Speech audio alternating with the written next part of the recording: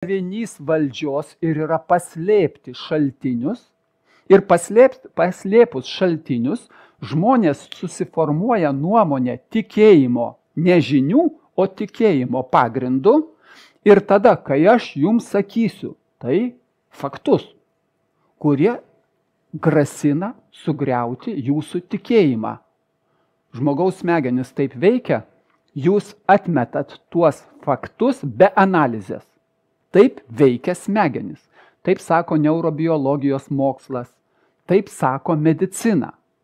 Žmogus atmeta ir tada valdžiai nesvarbu, dalis žmonių suabejos, dalis žmonių sugebės išgirsti, bet pakankamai dideliai daliai žmonių tu gali sakyti teisybę ir jie nesugeba jos suvokti. Ir tada aš pakartosiu Tulsi Gabbard žodžius irgi, kur ir Amerikoje lygiai tas pats.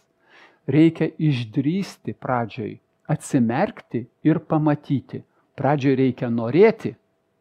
Kai panoriu, tada nes bus baisu. Tada reikia išdrįsti, atsimerkti ir atsimerkus dar kartą išdrįsti. Išdrįsti pasakyti gana.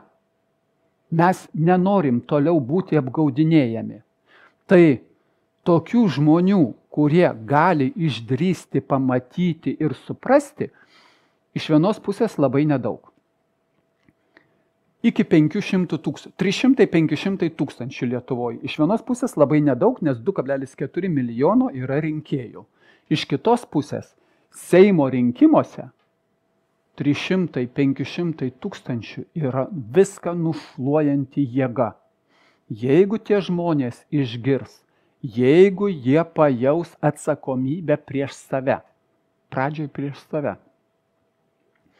Prieš save, jeigu aš toliau noriu, kad mano vaikai ir anūkai čia gyventų, prieš save jiems sudaryti sąlygas, kad neišbėgiotų, kad nebūtų užsienio šalyse, nesavi.